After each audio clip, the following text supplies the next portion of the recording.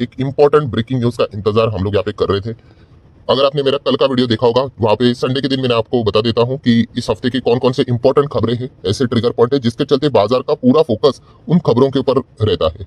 सो आज के दिन की अगर हम लोग यहाँ पे बात करें तो आप सभी लोगों को पता ही है कि इन्फ्लेशन का डेटा, हमारे भारत देश का इन्फ्लेशन का डेटा रिलीज यहाँ पे होने वाला था एंड उसका जो टाइमिंग था वो था लगभग 5:30 बजे के आसपास। सो इंडिया का इन्फ्लेशन का डेटा दोस्तों आप देख सकते हैं 5:30 तो कब के बज चुके हैं एंड डेटा सामने भी यहाँ पे आ चुका है।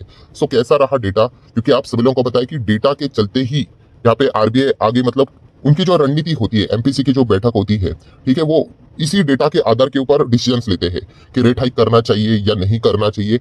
सो ये डेटा रहता है दोस्तों, वो बहुत ही इंपॉर्टेंट होता है। और ऐसी बात नहीं कि सिर्फ हमारे आरबीआई की बात हो रही है, दुनिया भर के जितने भी सेंट्रल बैंक है उनके देश का जो इन्फ्लेशन का डेटा होता है वो बहुत ही इंपॉर्टेंट रोल प्ले यहाँ पे करता है। सो डेफिनेटली यहाँ पे इन्फ्लेशन का डेटा सामने आने के बाद आरबीआई का भी रिएक्शन क्या रहेगा वो भी एक देखने वाली इंपॉर्टेंट बात यहाँ पे रहने वाली है। सबसे पहले हम लोग आ जाते हैं कि डेटा एक्चुअल में कैसा रहा एंड उसी के साथ साथ कि आगे कौन सा डेटा आना चाहिए, मतलब हम कह सकते हैं कि आरबीआई के कुछ प्रेडिक्शंस होते हैं ना, उसको वो मीट कर सके, वो भी मैं आप लोगों को कैलकुलेट करके यहाँ पे बता दूंगा। तो चलिए पहले तो बच्चों वाला काम कर लेते हैं। बच्चों वाला काम मतलब क्या, पढ़ लेते हैं यहाँ पे जो डेटा है उसको पढ़कर बताने में कौन सी बड़ी बात है। तो आप देख सकते हैं इंडिया का सीपीआई का इन्फ्लेशन का डेटा सामने आ चुका है। 4.42% का एक्सपेक्टेशन था कि महंगाई इतनी आनी चाहिए करके, पर हकीकत में कितना आया 4.25%। तो अच्छा आया कि बुरा आया? ऑब्वियसली अच्छा आया, बहुत अच्छा आया। कि महंगाई जितनी कम होगी उतना बाजार इस चीज को अच्छा मानता है। अभी इसके पीछे का लॉजिक क्या है, बहुत ही सिंपल है ना, कि अगर ये डेटा ऐसा ही रहा तो आरबीआई रेट हाइक नहीं करेगा, फिर वैसे रहेगा, अपना जो डिसीजन उन्होंने रखा था उसको इंटैक्ट रखने की पूरी कोशिश यहाँ पे करेगा। एंड अगर रेट हाइक यहाँ पे नहीं होता है तो ऑब्वियसली जितना आप लोगों को मार्केट के बाहर जो उसके कंपटीशन जितने भी चलते हैं डिफरेंट डिफरेंट असेट क्लास में, उसमें उतना ही फिक्स रेट ऑफ इंटरेस्ट का रिटर्न उनको यहाँ पे मिलेगा। सो आने वाले समय में अगर रेट कट होना स्टार्ट हो गया तो लोग वापस मार्केट की ओर ज्यादा रिटर्न के चलते मुड़ जाएंगे और इक्विटी मार्केट में ज्यादा पैसा आएगा तो मार्केट ऊपर जाता है। ये एक बेसिक बुकिश नॉलेज मैंने आप लोगों को यहाँ पे बता दिया है। पर अभी आप देख सकते हैं दोस्तों 4.42 एक्सपेक्ट किया था, 4.25% आया है। बहुत ही जबरदस्त परफॉर्मेंस देखने को यहाँ पे मिल रहा है। उसी के साथ साथ अगर मैं थोड़ा सा नीचे चला जाऊं एंड यहाँ पे आप देख सकते हो दोस्तों इसके पहले का भी डेटा, पहले का मतलब आप देख सकते हैं हैट्रिक यहाँ पे लग चुकी है कि एक टाइम पे 5.80 एक्सपेक्ट किया था, 5.66 आया, बहुत अच्छी बात है। पर ये कौन सा था, ये अभी तक का Q4 का था। अभी ये Q1 की अगर हम लोग बात करें, ये डेटा स्टार्ट यहाँ पे हो रहा है, राइट। आप सभी लोगों को पता है जो आरबीआई जो भी फोरकास्टिंग देता है कि Q1 में इतना होना चाहिए, Q2 में इतना हो सकता है, 3 में इतना हो सकता है, Q4 में, तो एक क्वार्टर में कितना होता है, 3 महीने होते हैं। तो उसमें अगर देखा गया तो ये Q1 हम लोग को चलते हुए देखने को मिला है और इसका एक और डेटा यहाँ पे आना बाकी है, क्योंकि अप्रैल मई जून तो चल रहा है, जून जैसे कंप्लीट हो जाएगा तो जुलाई में उसका डेटा आएगा। तो आप देख सकते हैं पहले डेटा 4.80 एक्सपेक्ट किया था, 4.70 आया, बहुत अच्छी बात है।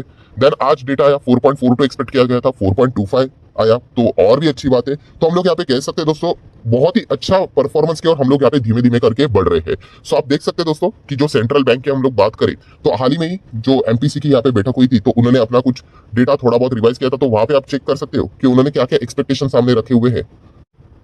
कि आप देख सकते हैं कि Q1 में आरबीआई एक्सपेक्ट कर रहा है कितना, ओवरऑल 4.6% का इन्फ्लेशन। बाकी की छोड़ दीजिए Q2 Q3 Q4, क्योंकि ये बदलता रहता है, अभी नेक्स्ट एमपीसी की बैठक में बदल जाएगा। क्योंकि इसके पहले का भी अगर आप देखोगे कि अप्रैल की जो पॉलिसी देखने को मिली थी वहां पे बताया था कि Q1 का जो डेटा हम लोग को इन्फ्लेशन का आते हुए देखने को मिलेगा वो समवेयर अराउंड 5.1 आएगा करके। बट बाद में अभी उन्होंने हाल ही में जो अभी की एमपीसी की बैठक हुई उन्होंने ये रिवाइज करके कितना कर दिया, 4.6 कर दिया। मतलब उनको जैसे चीजें सिचुएशन देखने को मिल जाती है उस हिसाब से उनको वो रिवाइज करते रहते हैं। तो आगे वाला डेटा हमारे लिए कोई मायने नहीं रखता है, वो जब आएगा तब देखेंगे। बट अभी तक क्या समझ में आया कि 4.6% का इन्फ्लेशन Q1 में यहाँ पे रह सकता है, ये आरबीआई एक्सपेक्ट करके यहाँ पे चल रहा है 4.6। अभी तक की अगर हम लोग परफॉर्मेंस की बात करें तो कितना रहा है, 4.7 रहा है, 4.25 रहा है।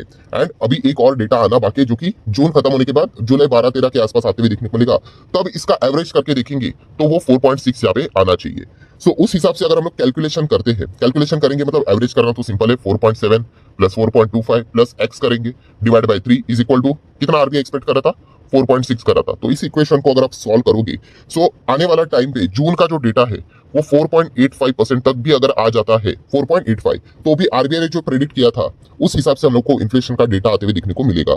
सो अगर नेक्स्ट यहाँ पे जो जून खत्म होने के बाद जुलाई में जब डेटा आएगा एंड अगर वहां पे 4.85% तक इन्फ्लेशन आते हुए देखने को यहाँ पे मिला तो फिर समझ लेना दोस्तों आरबीआई ने जो पाथ यहाँ पे ड्रॉ करके रखा है अनुमान के हिसाब से वो बिल्कुल सही पाथ पे यहाँ पे चल रहे हैं। अगर 4.85 से ज्यादा आया नेक्स्ट मीटिंग मतलब नेक्स्ट इसमें तो हम लोग कह सकते हैं कि वापस ये थोड़ा सा 4.6 के ऊपर यहाँ पे जा सकता है। सो अभी तक की अगर हम लोग बात करें दोस्तों, अभी तक का डेटा बहुत ही उम्दा यहाँ पे चल रहा है। एंड जैसे कि नेक्स्ट इसमें हम लोग कह रहे हैं कि 4.85 अगर आया तो चीजों को बैलेंस यहाँ पे माना जाएगा।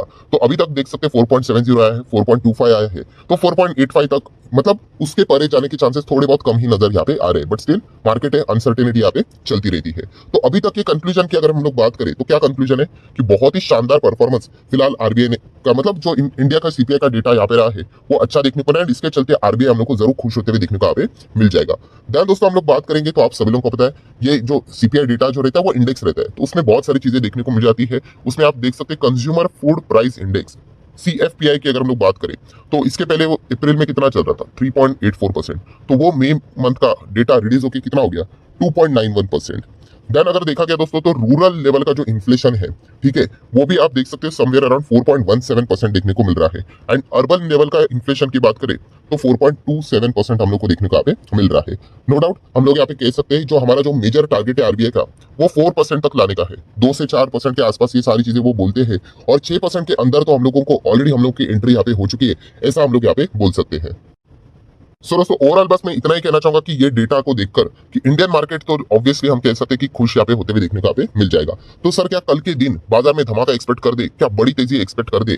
तो दोस्तों मैं बस इतना ही कहना चाहूंगा कि कोई भी चीजें हम लोग करने सोचने यहाँ पे जाते हैं तो उसमें इफ बट की कंडीशंस आ जाते हैं, क्योंकि मार्केट पूरा दुनिया से जुड़ा हुआ है। ऐसा नहीं कि सिर्फ इंडिया से ही रिलेटेड सारी चीजें यहाँ पे रिएक्शन के तौर पर देखने को मिल जाती है। हाँ, अगर समंदर शांत रहा, दुनिया भर के बाजार बिल्कुल शांत रहे, अगर खास करके अगर हम लोग बात करें अमेरिकन बाजार में अगर कोई नेगेटिविटी की बहुत बड़ी कोई हलचल नहीं हुई तो फिर हम लोग कह सकते हैं कि शायद से इंडिया का जो बाजार है, हमारा जो बाजार है, वो कल इस न्यूज को थोड़ा बहुत तो वेलकम यहाँ पे कर सकता है, क्योंकि इन्फ्लेशन अभी तक का सबसे मेन मुद्दा यहाँ पे बना हुआ है। और अगर ये ऐसा ही 4% के अंदर यहाँ पे रहेगा, मतलब 4% के दायरे में रहेगा और 6% के अंदर देखने को मिल रहा है वो भी सेकंड टाइम, तो ऑब्वियसली मार्केट इस चीज को देखकर तो खुश होगा ही होगा। इसमें कोई डिसअपॉइंटमेंट वाली तो कोई खबर तो नजर यहाँ पे नहीं आ रही है।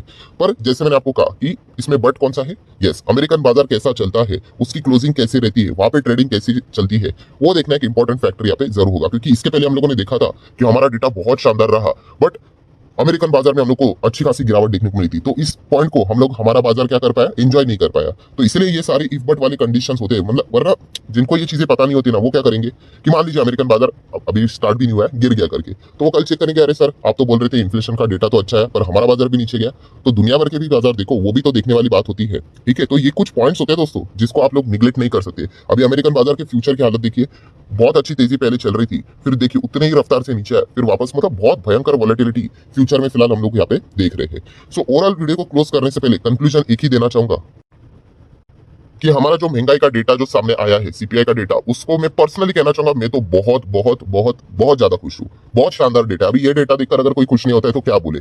ठीक है, 6 के नीचे भी है, 4 के रेंज में है, और जो फोरकास्ट किया था उससे भी नीचे है, तो और क्या चाहिए हम लोग को। तो बहुत ही कमाल का डेटा देखने को मिला है, ये एक कहानी हो गई। अगर अमेरिकन बाजार में कुछ अनाप शनाप अगर नहीं हुआ, नॉर्मल चीजें अगर चली, तो कल के दिन शायद से हमारा बाजार इस न्यूज को थोड़ा तो वेलकम यहाँ पे कर सकता है, क्योंकि ये रेट कट की ओर हम लोग को ये सारी चीजें देखने को मिल जाती है। अगर ऐसा ही डेटा चलता रहा तो रेट हाइक का कोई तो संबंध बनता ही नहीं है, आरबीआई की ओर का भी प्रेशर यहाँ पे हट जाएगा, एंड फिर धीमे धीमे करके रेट कट की भी हम लोग को कुछ उम्मीद की किरण देखने को मिल जाएंगी। ठीक है, तो ये कुछ संकेत मिल रहे हैं। देन अगर हम लोग बात करें तो मैंने आप लोगों को आगे का डेटा बताया कि ये 2 डेटा तो बहुत अच्छे रहे, मतलब हम कह सकते अप्रैल अच्छा रहा, मई अच्छा रहा, अभी जून कंप्लीट हो जाएगा तो उसका डेटा जुलाई में आएगा। वो कितना आना चाहिए, 4.85, ये मैक्सिमम है। इसको अगर पार किया तो आरबीआई का जो प्रेडिक्शन था 4.6 का वो टूट जाएगा। सो हम लोगों ने नेक्स्ट डेटा के हिसाब से प्रे करना चाहिए कि 4.85 के अंदर ही रहे, तो फिर हम कह सकते हैं कि हमारा जो फर्स्ट क्वार्टर का जो टारगेट था आरबीआई का, जो उन्होंने बोला था, वैसे हम लोग को फर्स्ट टाइम होते हुए देखने को मिलेगा। क्योंकि आरबीआई ने लास्ट टाइम बोला था Q4 में 6% के अंदर हम लोग आ जाएंगे करके इन्फ्लेशन, बट आखिरी वाला जो मन था दोस्तों उसने पूरा खेल बिगाड़ दिया, और इस चीज के चलते हम लोग 6% के दायरे के अंदर हम लोग आते हुए देखने को नहीं मिले। सो आरबीआई ने जो बोला है 4.6, वो होने के लिए नेक्स्ट जुलाई में, मतलब जून का डेटा कितना आना चाहिए, 4.85। कितनी बार रिपीट किया देखिए, क्योंकि आपके दिमाग में ये चीजें सेट हो जानी चाहिए। सो ओवरऑल कंक्लूजन तो मैंने आप लोगों के सामने यहाँ पे रखा है, और जैसे मैंने कहा कि ये संकेत देते हैं कि आने वाले समय में रेट कट भी शायद से और अगर हो जाता है तो ऐसे चीज के चलते आप सभी लोगों को पता है रियल एस्टेट वाली जो कंपनियां होती है वो थोड़ी बहुत हम लोग को मुस्कुराते हुए भी देखने को यहाँ पे मिल जाती है, क्योंकि वहाँ पे लोन बहुत लेना पड़ता है। प्लस उसी के साथ साथ जो वहाँ पे उनके कस्टमर होते हैं वो भी खुद लोन लेकर आते हैं, एंड अगर रेट कट होना स्टार्ट हो गए तो लोन भी सस्ते यहाँ पे हो जाएंगे। तो इस चीज के चलते निफ्टी रियलिटी के ऊपर आप चाहो तो थोड़ा बहुत फोकस बना के रख सकते हो। सो आशा करता हूँ सारी जो चीजें थी, डेटा क्या था वो भी मैंने आप लोगों को बता दिया, प्लस आगे कौन सा डेटा आना चाहिए उसका भी थोड़ा बहुत कैलकुलेशन करके मैंने आप लोगों को यहाँ पे बताया है। ओवरऑल कंक्लूजन क्या है,